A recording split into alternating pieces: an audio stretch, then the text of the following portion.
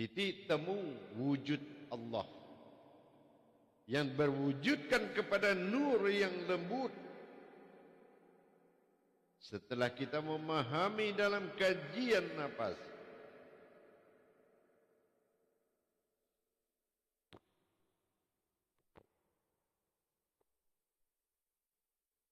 datangnya kata sir yang mengeluarkan getaran gema rahmani,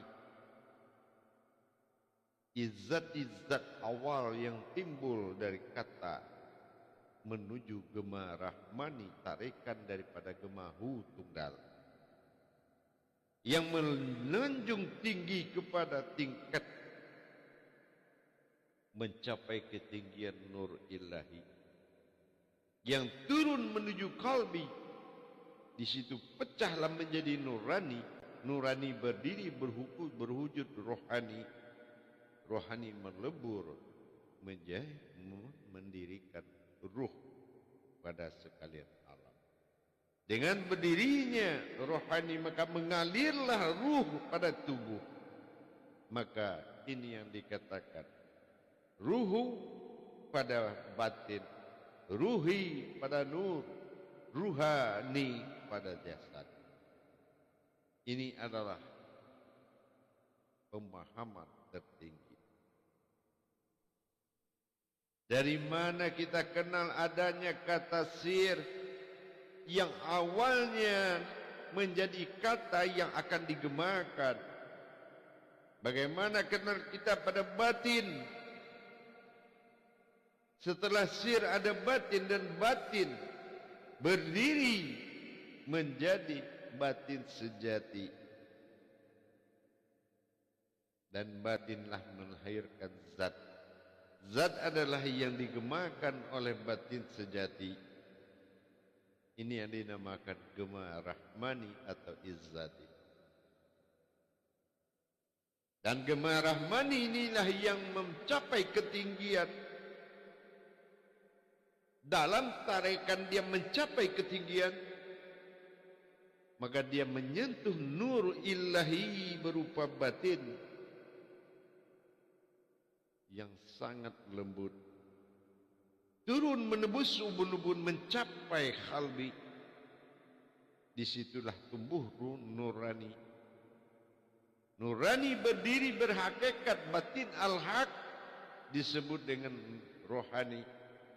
Disitulah terjadinya fayakunnya ruhamiyata, ruh-ruh yang diperintah pada tubuh yang ada di seluruh rongga diri. Maka berdirilah tubuh sifat.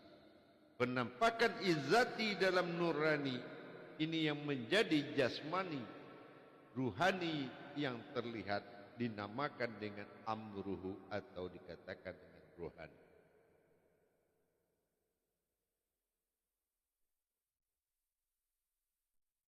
Jadi dengan kita memahami rahasia nafas tertinggi, rahasia besar Tuhan, perjalanan mengalirnya nafas dalam gemahu batin murni yang mengalirkan batin sejati, maka di batin sejati tadi, dalam tarikan batin sejati itu terjadi ilahi, yaitu hidup pada Tuhan yang berwujud aku yang hayat nas, ilahi nas.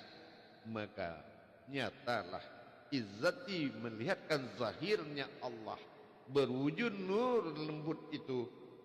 Nur yang lembut adalah yang cair dari rohani, yang di nur pertama yang memuji disebut dengan Muhammad. Ini adalah awal daripada nama nur yang berdiri. Misteri Tuhan yang terkandung di dalam diri. Diri ini sendirilah yang mengkaji sifat abadi, adalah bagian dari abadi tersebut. Yang mampu mengkaji daripada keabadian Tuhan yang Maha Esa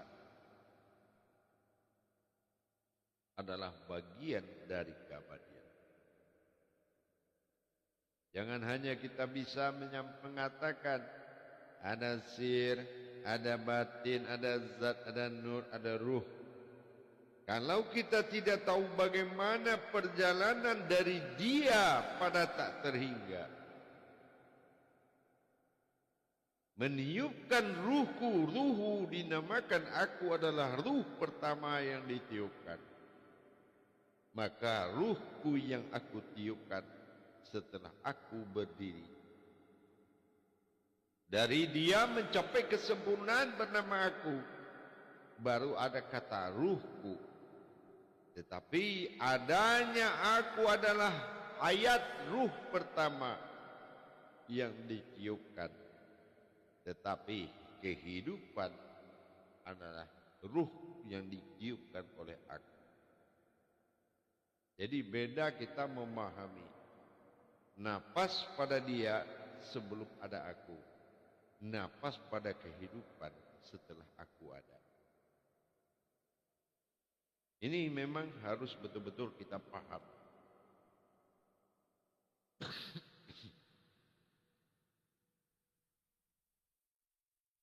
Desahan halus, tarekan halus. Bagaimana terjadinya gema-gema halus yang ada di dalam gema besar, yaitu napas. Sir-sir halus yang ada pada napas yang tersambung kepada semua roh. Sudahkah kita pernah tahu apa yang dibicarakan oleh pencipta dengan yang diciptakan? Jiwa ini terlena dengan apa yang dia lihat, dia dengar dan dia nikmati. Dia tidak bisa mendengar lagi percakapan Tuhan dengan kehidupannya. Semesta alam rahmani, getaran zat daripada Allah menuju alam disebut dengan gema rahmani. Itulah yang mewujudkan sebuah yang hidup dinamakan rahim, rahmani rahim. Berasal dari getaran aku, dari gema rahmani, izzati yang terlihat dan berwujud sehingga terlihat dalam bentuk gema-gema halus hayat disebut dengan rahim. Bagaimana kita memperjalankan bismillah itu kalau kita tidak tahu perjalanan rahasia terbesar Allah, yaitu nafas. Menghadirkan wujud Allah Rahmani Rahim dengan kita memahami perjalanan kerahasiaan daripada nafas adalah batin sejati yang alih tidak bisa ditinjau dari sisi kaji manapun. Hanya dengan kemampuan dimensi diri kita sendiri mencapai titik ketuhanan, barulah kita tahu siapa diri kita yang sebenarnya. Masalah-masalah yang ditimbulkan oleh Allah di muka bumi untuk mengetuk hatimu. Siapa kamu sebenarnya? Kalau kita menyadarkan diri, alam menyadarkan diri kita agar kita tahu siapa kita dengan bencana, dengan masalah yang diciptakannya. Musibah itu lebih baik bagi orang berilmu, tapi ketakutan bagi orang yang tidak berilmu. Karena musibah adalah membangkit dan menyadarkan kita akan siapa kita sebenarnya.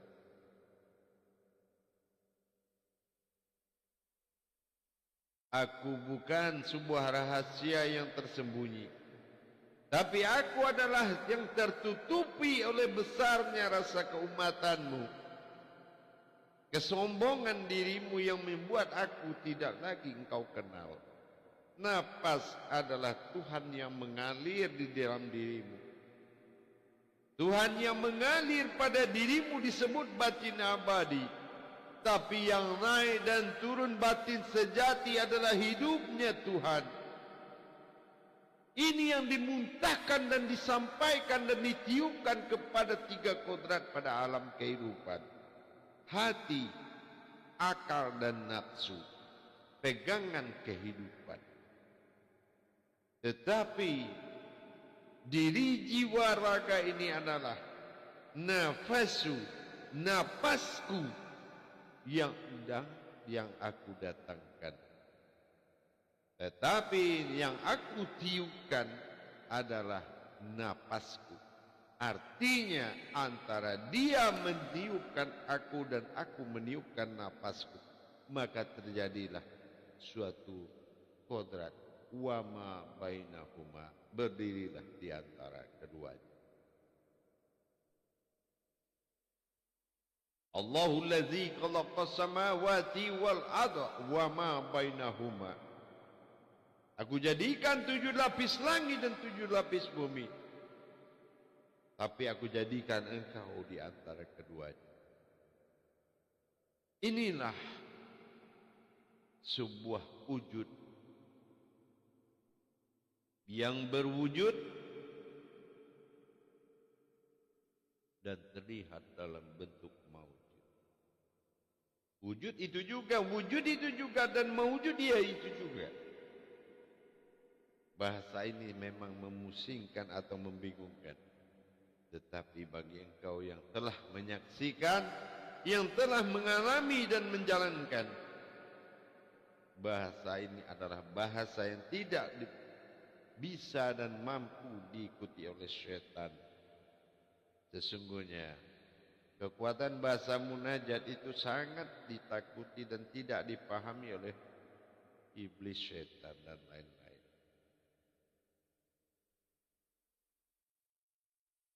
Jadi kalau kita sudah paham apa itu napas?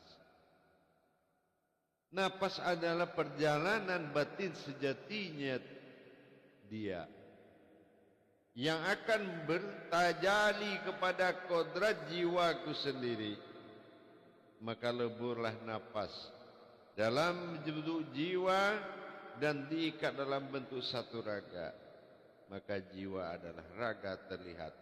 Raga itu adalah jiwa yang terlihat. Inilah yang dialiri oleh sir kata awal yang mana menggemakan rahmani zat, izzati awal, dan digemakan menuju ketinggian nur ilahi. Nur ilahi adalah suatu batin hidup yang diturunkan kepada alam sifat dan zat adalah qalbi.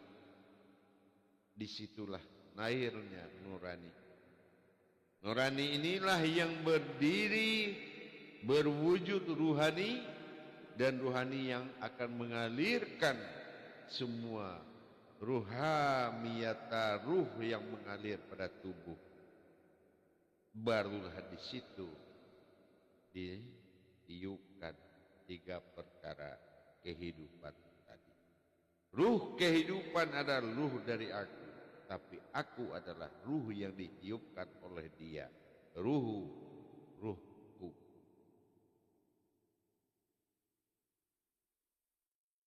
Maka dengan demikian kita memahami siapa yang bernapas dalam dirimu. Jangan kita berpikir manusia adalah suatu makhluk yang bernapas, tapi manusia dinapasi. Siapa dari mana dia tarik dan kemana dia keluarkan.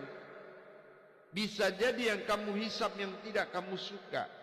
Bisa jadi yang kamu tiupkan, yang kamu hembuskan adalah yang disukai. Maka itu terbalik di dalam menikmatinya. Karena tidak kita desahan dan bahasa-bahasa halus, gema-gema halus yang ada di dalam napas, tidak mampu jiwa kita mendengar.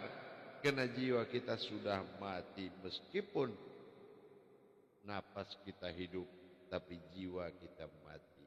Jadi tidak bisa menerima sinyal, tidak bisa menerima syafaat Allah, sehingga terkatung-katung di antara keduanya. Masih di antara keduanya, cuma di antara keduanya yang terkatung-katung dalam hidup dan antara yang menghidupkan dengan kehidupan. Kalau Tuhan adalah hidup dan kehidupan, kalau Tuhan belum bicara dengan kehidupan kita,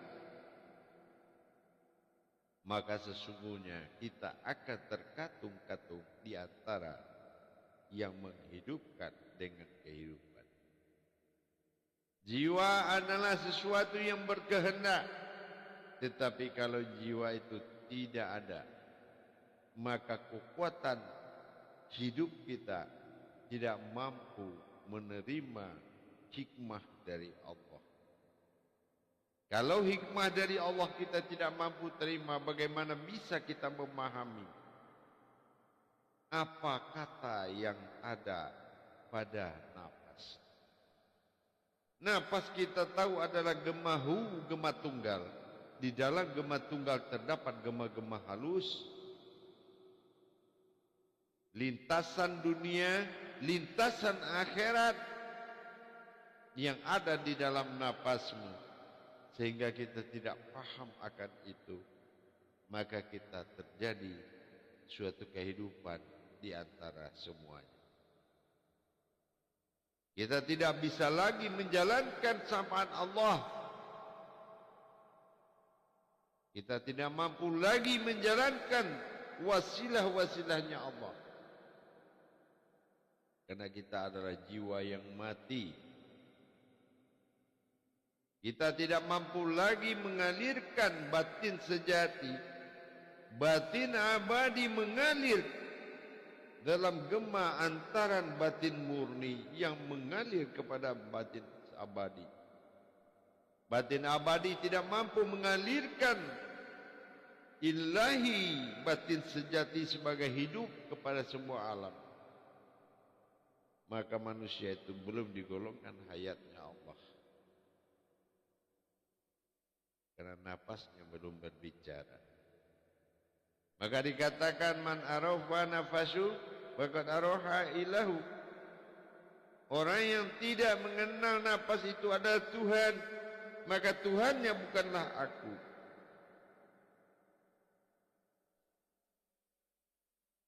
Mari kita sama-sama memahami, mempelajari rahasia napas. Siapa napas ini sebenarnya? Dia tidak pernah menutup dan dia diam, tapi dia memiliki catatan terhadap perbuatan jiwa dan raganya. Kegelisahan hidup adalah kegelisahan jiwa yang tidak mengenal Tuhannya. Jauhnya dari nikmat itu adalah setelah tidak mampu lagi dia menyampaikan kata-kata Tuhan kepada alam. Maka jiwa yang berkehendak ini terhenti di antara itu, terbengkalai di dalam hidup, jauh dari kehidupan karena bermasalah dengan Tuhan. Dia tidak lagi menjadi batin sejati, batin abadi yang terlihat. Di dalam dirinya tidak mengalir batin sejati. Bagaimana gemahu batin murni bisa mengalir ke seluruh alam? Maka manusia bukan seorang khalifahnya Allah kalau kekhalifahannya tidak membawa hidup kepada semesta alam. Bahkan alam tidak segan-segan memberikan musibah, peringatan keras kepada kodrat Tuhan yang telah melupakan Tuhan. Ini yang dikatakan manusia adalah orang yang tersesat di rumahnya sendiri. Apa yang dimaksud tersesat di rumahnya sendiri? Di dalam diri dia tidak tahu bilik-bilik. Tidak lagi tahu dia ruang-ruang Tuhan, ruang-ruang ketuhanan, ruang-ruang alam. Ini yang membuat dia lalai. Dengan kelalaiannya, maka nikmat Tuhan terputus kepada dirinya.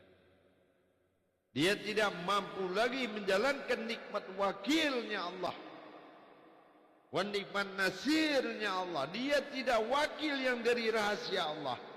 Cuma dia mengaku wali Allah, tetapi tidak rahasia Allah.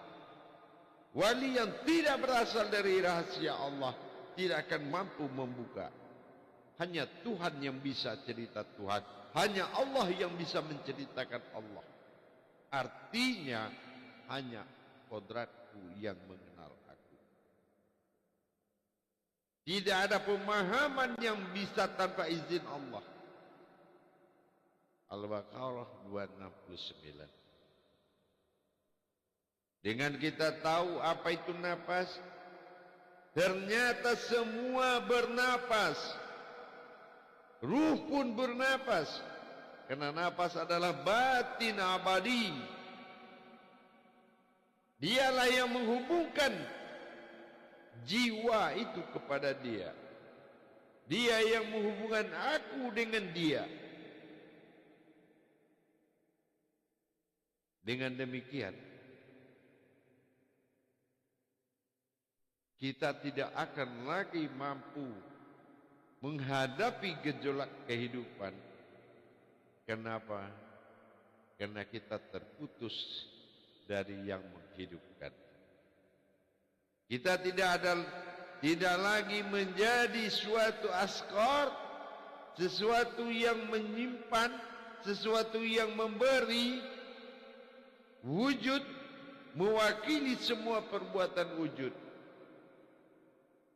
Maka di antara keduanya ini adalah terkatung-katung.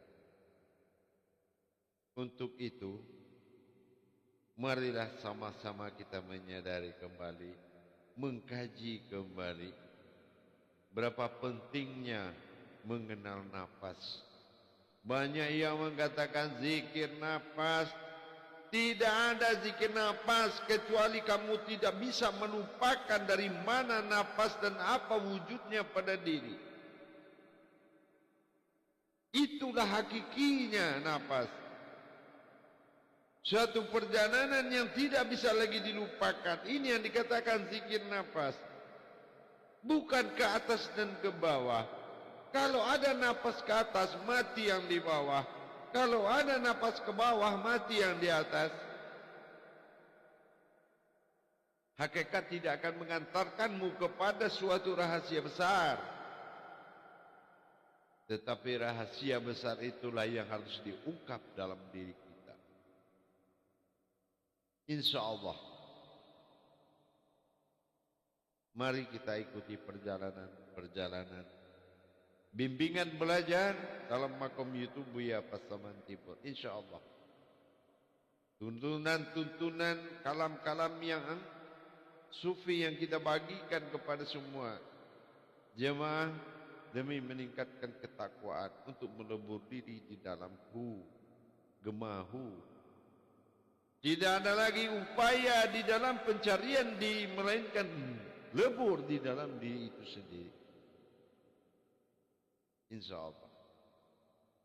Mudah-mudahan bisa dimengerti. Dan yang belum memahami tingkat tauhid, maka belajarlah. Kalau masih wujud, perwujud dan maujud, maka kita harus kembali kepada rahasia tertinggi, yaitu yang ada sebelum wujud itu ada, adalah aku. Dia yang menjadikan aku